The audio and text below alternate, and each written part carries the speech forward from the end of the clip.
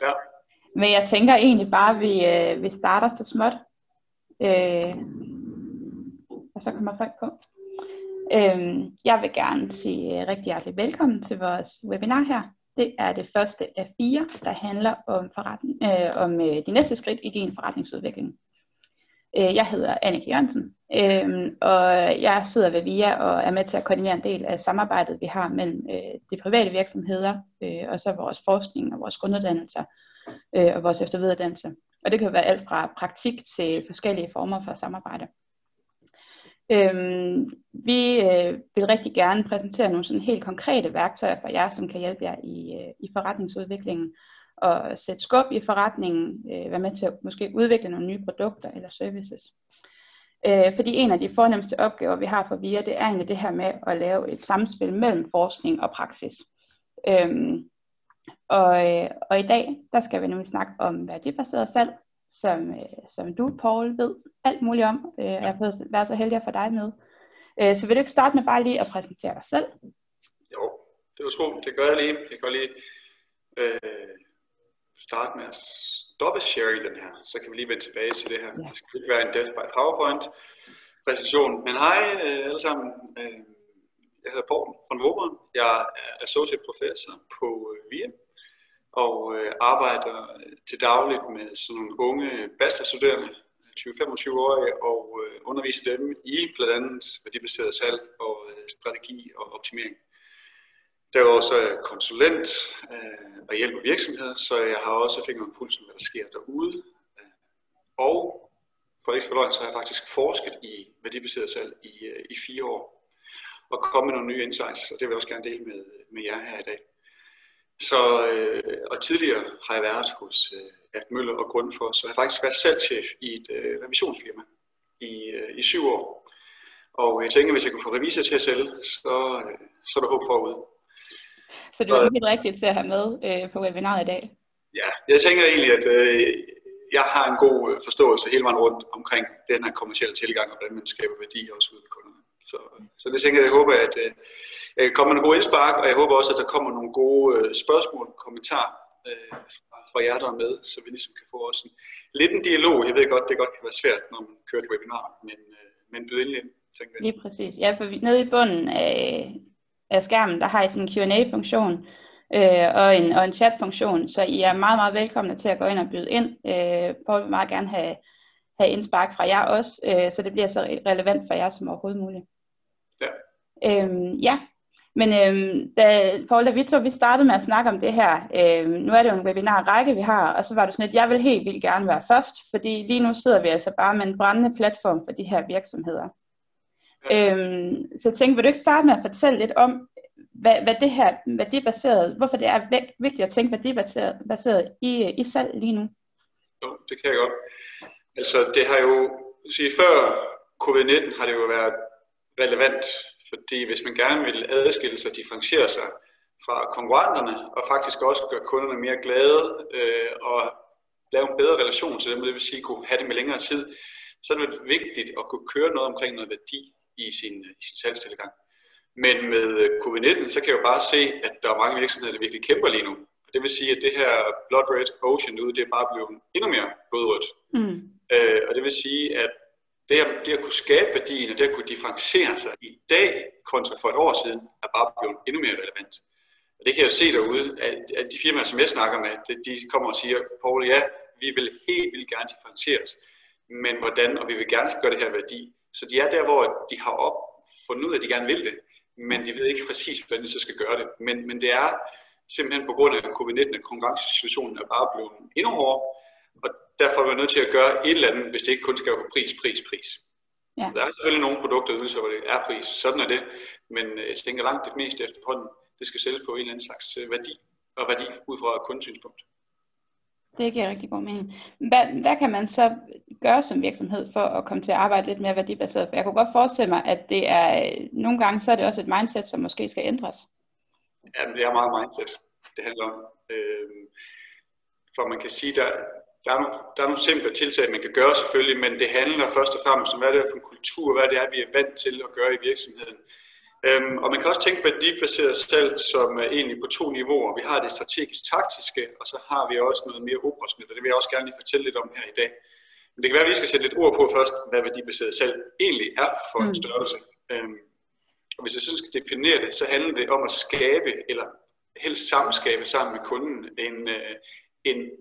og kommunikere den her værdi, men det skal være en kvantificerbar værdi, og det skal være ud fra kunden, og det skal være en nytteværdi, så det er ikke værdien i salgstidspunktet, så det er ikke selve den pris, man giver, men det er, hvad for en værdi er det, du med din ydelse eller dit produkt skaber i den samlede levetid for det produkt og den ydelse for kunden, ud fra kundens synspunkt. Nu sidder du og nikker, Annika, ikke? Og det lyder meget basalt. Udfordringen er bare, det er ikke det, der sker derude. Nej. Når jeg tager med ud med virksomhederne og ser, hvad de laver derude, altså det er meget, at man viser, hvad man selv kan, og at man går tilbage til at fortælle om sine features, egenskaber på sine produkter og ydelser. Taler meget mere end kunden derude, desværre. Så der er sådan helt basale ting, man tænker, også når jeg snakker med sælgere og salgschefer, det har vi styr på. Det viser det sig bare, at det har man ikke. Så den gode nyhed, kan man sige, eller det der bare er, det er, at vi er måske ikke så langt, som vi tror, vi er. Og den gode nyhed er jo så, at hvis alle de andre heller ikke er der, så hvis man begynder at sælge lidt mere værdibaseret nu, så vil man i hvert fald i en kortere overrække komme foran konkurrenterne. Kunne få et fremskridt. Det er, at man ikke er bagefter, og den endnu bedre, det er, at man faktisk kan komme foran ved at lave nogle tiltag, både på strategisk niveau, men også helt ud på sælgeniveau. Og det må være enormt positivt lige nu, at der faktisk er nogle muligheder for at komme ud og gøre sig anderledes og differentiere sig, som du også selv siger. Ja, og det kan jeg jo se, og når jeg har snakket med de her sælgere, og de så går ud og praktiserer den her tilgang, så får de faktisk den her tættere dialog med kunden. De får faktisk flere ordre, de får faktisk mere tillid. Så det er en tilgang, som også virker. Så vi snakker ikke bare, nu siger jeg, har forsket i det. Ja, men det der er vigtigt, det er at tage det her forskning herop fra et eller andet sted, fluffy sted herop, og så gør det meget, meget konkret for sælgerne og for virksomheden. Sådan at det er, altså du nævnte selv her i indledningen, at VIA, der vil også gerne lave det her billede mellem forskning og så ud til virksomhederne. Og det er det, vi gør her, kan man sige. Ja. Men hvordan er det så, at man tager fat på det i virksomhederne? Fordi som du selv siger, det kan jo godt lyde, og det lyder jo rigtig fint, og jeg tror, at de fleste, der lytter med, vil tænke, at det er en rigtig god idé, og det vil vi gerne. Men hvordan går man så fra at have nogle gode intentioner, og så til egentlig reelt at kunne sætte gang i noget, som så også giver nogle resultater? Ja. Jeg lovede jer ingen Death by PowerPoint. Jeg har taget 2 slides med, som jeg egentlig gerne vil vise jer alligevel, fordi at det giver en sådan visuel forståelse for det. Og jeg tænker, altså, I skal endelig spørge ind på det her. Lad mig lige dele min skærm her.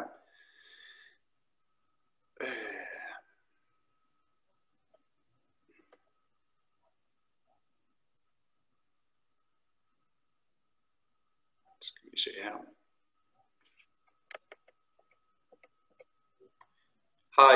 Kan I se? For det er lidt ligesom en rejse, tænker jeg, med det her værdibaserede salg. Så hvis nu forestiller jeg, at vi sidder nede i den her Safari Jeep, nede i bunden nu, så kan man sige, hvad er det så, der skal til? Jamen, der er nogle ting, der skal til internt. Og når vi har de ting på plads internt, så kan man sige, hvordan er det så, vi griber den ude ved kunderne. Og den her bro, der er sådan lidt vakkelvogn, den, hvad skal man sige, illustrerer eller symboliserer den her vej ind for os som virksomhed, som du selv siger, Annika. Hvad er det så, der skal til, for at vi kan komme derud? Hvad er det, vi skal gøre? Fordi altså, if you do what you always done, you get what you always got. Så hvad er det, vi skal ændre på? Og det her, det symboliserer egentlig bare, at al forandring er svært. Ja. Så den her bro, den er jo ikke, altså der er ingen rækværk, vel? Altså, man kan se på den her vind, der er rimelig meget vind, ikke? Der er nogle af de her brædder, de er også brækket, ikke? Så det er sådan, ham der står og skal til ud på broen, han er sådan lidt, skal jeg gå derud, ham den anden på den anden side, han står og smiler, kom nu bare der, altså. Og det er meget det med, jamen hvis mentalt, at du er der og tænker, jamen hvorfor er de andre så ikke med? Jamen det er jo det der med at få folk med, og kultur og forandringsledelse og modstand mod forandring, spiller ligesom så mange andre, hvad skal man sige, steder og organisationer også en rolle, når vi snakker værdibaseret salg, og hvordan vi implementerer det. Så hvis vi lige kigger lidt nærmere på den her bro, og siger, hvad er det så for nogle ting, at vi skal kunne internt, før vi er klar til at faktisk lave noget værdibaseret salg, som på mere strategisk, taktisk niveau. Og det er faktisk det, som jeg har forsket i og har præsenteret for de bedste 60 salgsforskere i verden og 150 virksomheder i Danmark, og alle sammen siger, ja, det giver ret god mening det her. Så nu kan I jo så fortælle mig, om det giver mening, også for jer. Men hvis vi er på broen, og vi starter over til højre og bevæger os ud på broen, så er det allervigtigste, der er 9 punkter her, som er ret vigtige at kunne internt, at man har styr på, før at det kan blive en succes. Det er, at topledelsen med. Altså, punktum. Hvis de ikke er med, så lad være. Så gem det til senere. Motivation, kommunikation. I stedet for at sige, at det her det er skide godt for virksomheden og presse ned i halsen på folk, så find nogle punkter og sige, hvorfor er det for dig, kære sælger eller salgschef eller marketingmedarbejder, hvad er det, der gør, at du skal have lyst til faktisk at gå med på den her bro? Mange steder så bliver det tit et bare spørgsmål om at topledelsen har set lyset og siger, nu skal vi bare med her. Så ved folk og tænker, at det er en ydre motivation. Hvorfor skal jeg gøre det her? Hvorfor skal jeg gøre noget anderledes? Jeg får min bonus, så er vi over ved den der incentive, som er en af de næste også, ikke? Og sige, jeg får min bonus, så tingene går, som det skal i dag, så hvorfor skal jeg overhovedet ændre på noget? Altså, don't fix it if it ain't broke. Ja. Så vi er nødt til at skabe en motivation og en kultur, en ny kultur. Det er svært. Det er bare svært. Det er incentives. Hvis vi vil bare måle vores sælgere på toplinjer og antal besøg, jamen, så bliver det meget transaktionelt. Altså, så bliver det meget pris. Så vi er nødt til at gå ind ned og måle på nogle andre lidt blødere ting. Det tror jeg ikke, vi har så meget tid til at snakke om her i dag. Men der er nogle ting, man kan gå ind og måle på, som også ligesom gør, at sælgerne faktisk også gerne vil med den vej. Altså vi er nødt til at skabe nogle incitamenter for dem til at gå over mod en værdibaseret salgstilgang. Har du mulighed for bare at komme med et enkelt eksempel? Jamen det kan fx være at ringe ud til hver 10 kunder og stille nogle spørgsmål i forhold til værdi. Hvad for en værdi har du tænkt, du har fået i dag? Ikke den her NPS-score. Altså sådan mere nogle værdibaserede tilgange. Hvor god relation havde du i dag? Følte du dine behov blev mødt? Ja. Spørgsmål. I stedet, altså, så vi skal ned og vi skal lidt mere dybt i det faktisk. Ja. Og så kan du få nogle tilbagemeldinger, og så kan du tage snakken med dine sælgere om det og sige, jamen jeg føler virkelig, at jeg har gjort det. Det kan godt være, men perception is reality, og hvis det er sådan, at kunden har oplevet det, jamen så er det bare sådan, det er, og så er vi nødt til at gøre det anderledes. Ja. Hvilket egentlig også lige minder mig om, at der er en undersøgelse her for nogle få år siden, som siger, at 75% af alle sælgere, de tænker, at de faktisk differentierer sig og gør en forskel ud hos kunderne. Så vender vi den om og stiller samme spørgsmål til kunderne. 3%. 3% siger det. Så der er jo et kæmpe gab der, og en kæmpe mulighed. Men det kræver, at vi gør noget anderledes. Ja, og det giver god mening, at man faktisk bare tager telefonen og ringer ud og finder ud af, hvad for en oplevelse har I rent faktisk af det, vi laver sammen, som ikke handler om, hvad der bliver købt. Det tænker jeg. Altså, værdibaseret salg handler meget om at sætte kunden i fokus. Altså, så hvorfor ikke lige præcis sætte kunden i fokus på den konto også? Så, ja. Træning. Og når jeg siger salgstræning, så mener jeg salgstræning, ikke produkttræning. Det er der mange, der siger, at vi laver mange salgstræninger. Ja, hvad er det så? Jamen, så snakker vi om produktet. Nej. Vi snakker om processen. Hvordan er det, I kan gøre det bedre?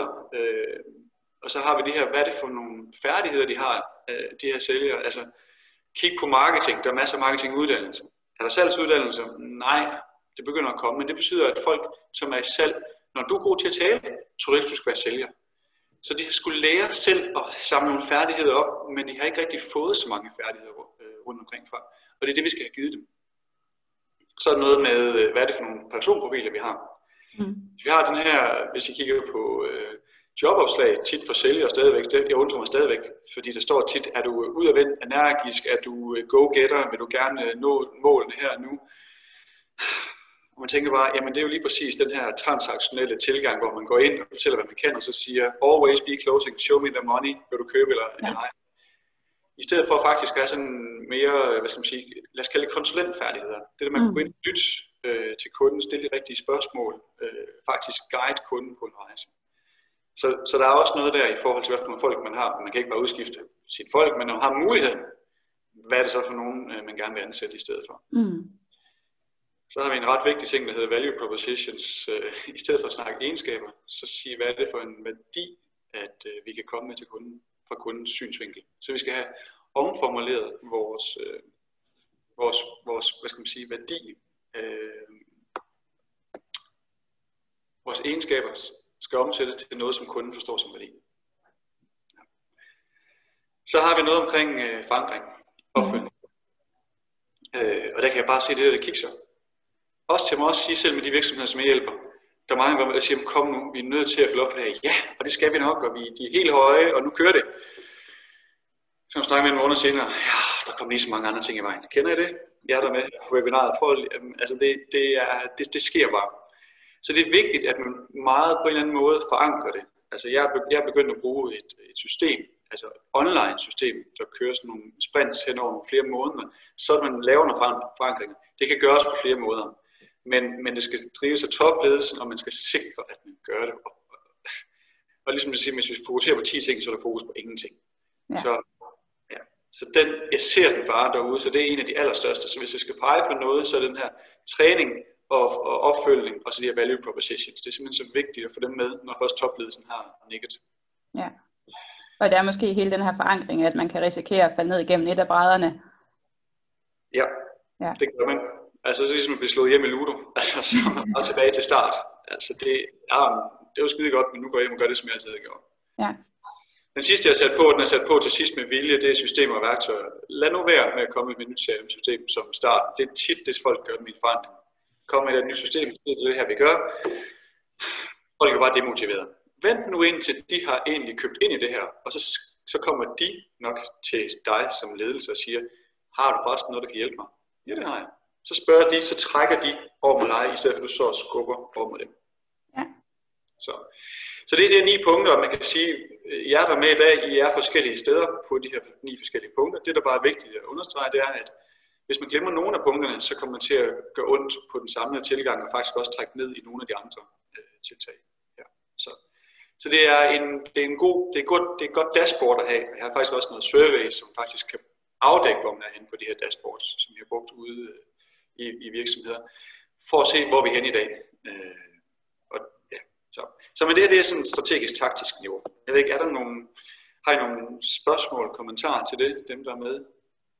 Giver det mening? Jeg vil i hvert fald lige overveje derinde. Ellers så tænker jeg, om du ikke kunne tænke dig at fortælle lidt mere om de her value propositions, fordi du siger jo selv, at det er en rigtig vigtig del af det her med at komme sikkert over broen og komme videre.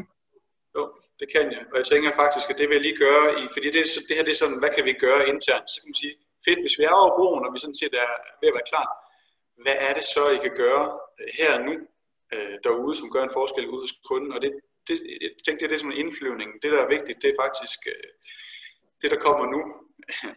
Det er det, der er vigtigt her og nu. Det her, I kan gå ud og gøre en forskel på kort sigt. Det er, hvor vi kigger på, er vi klar? Og når vi siger, er vi klar, så tænker jeg både kunderne og os.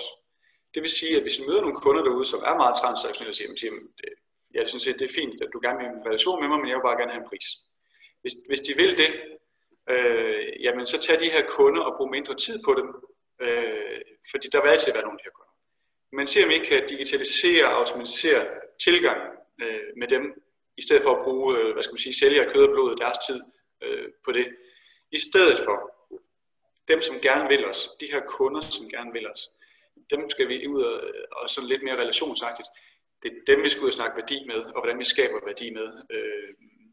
Og hvordan er det så, vi gør det? Nu spurgte du så lige omkring det her value proposition, Annika, og det er nemlig en stor del af det her, fordi her har vi hele kredsløbet i forhold til at vi skal sælge værdibaseret.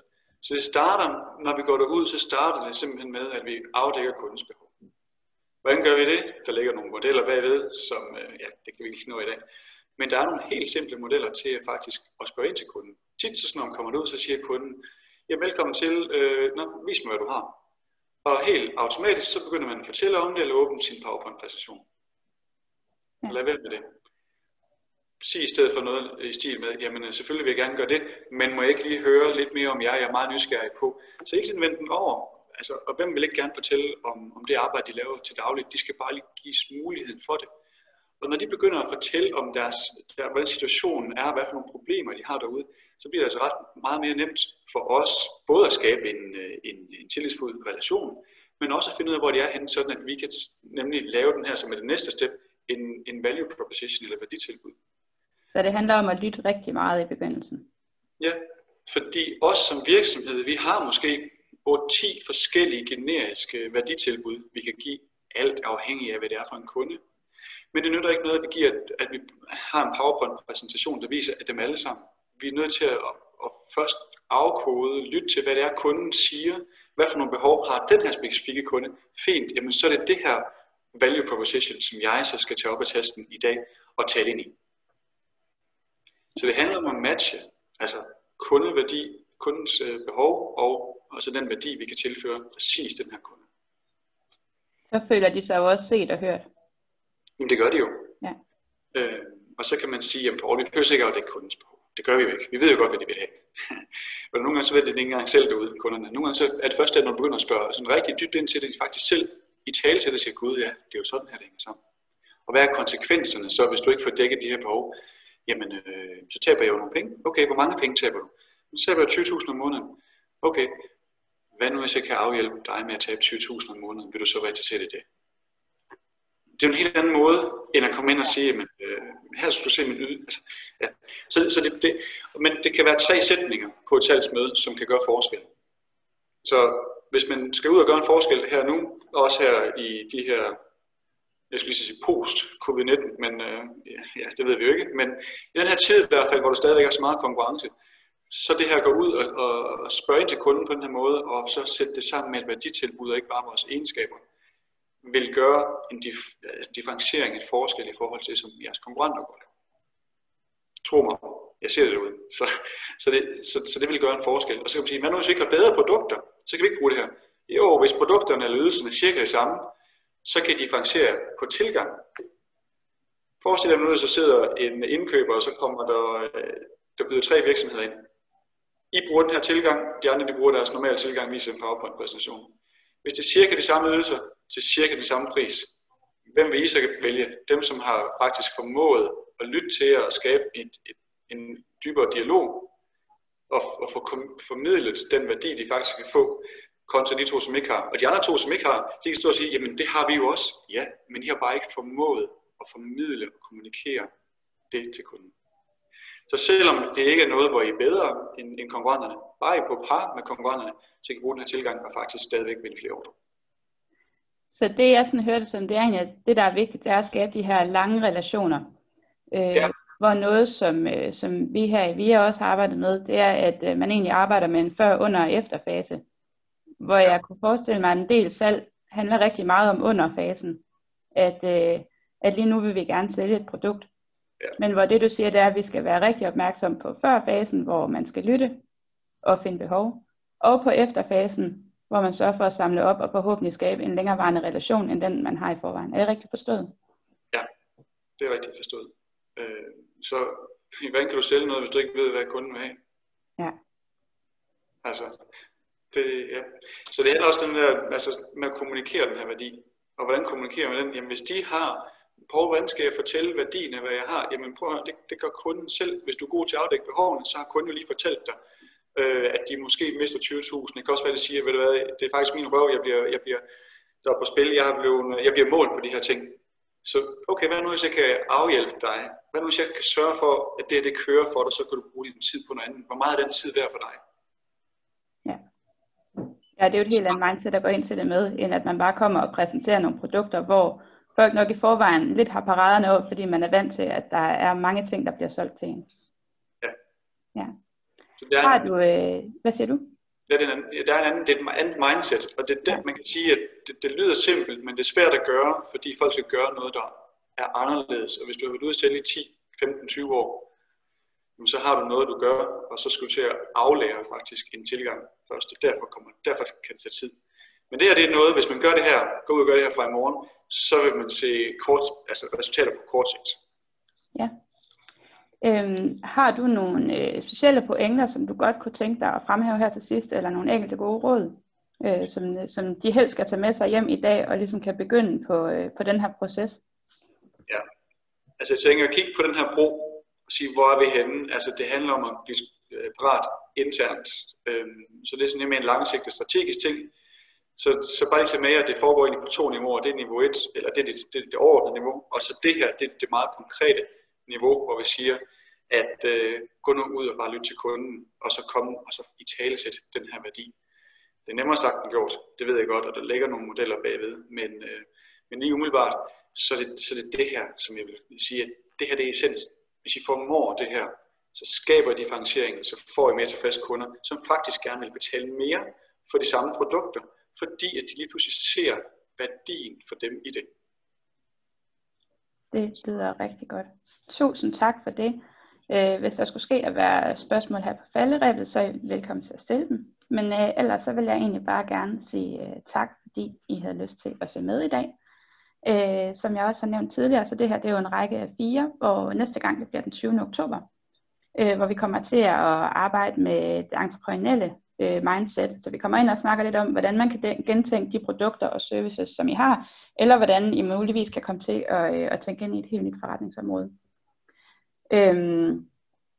Derudover så det her webinar, det kommer på YouTube, så der sender jeg et link til jer sammen med de her slides, som Paul han har lavet. Det kommer ud her en gang senere i dag forhåbentlig. Og så er I bare rigtig velkomne til at dele den, hvis der er nogen, hvis I tænker, der er nogen, der kunne have glæde af at lære lidt mere om værdibaseret salg. Ja. I er også meget velkomne til at linke op med både Paul og jeg på LinkedIn. Der skal nok komme nogle informationer i mailen også. Eller sende mails til os, hvis I godt kunne tænke jer at høre lidt mere, end det man lige kan få på 30 minutter her. Og dermed er der også mulighed for at komme til og derudover kan I også skrive til os, hvis I har lyst til at lave noget samarbejde med VIA. Der er mange forskellige muligheder, så I skal endelig bare tage kontakt, for vi vil rigtig gerne være tæt på erhvervslivet. Er der noget, du gerne vil tilføje her på falderebet? Jeg tænker ikke. Jeg tænker, at hvis der er nogen, der har et hurtigt spørgsmål, så er det måske mere det, fordi vi kan gå 1000 veje lige nu, men jeg tænker, at det er information nok for nu, sådan på det her niveau, tænker jeg. Ja. Ja, men ellers så tror jeg egentlig bare, at vi vil sige tak for i dag, og I må have en rigtig dejlig dag derude, og vi håber, I nyder den. Okay. Tak fordi I var med. Hej hej.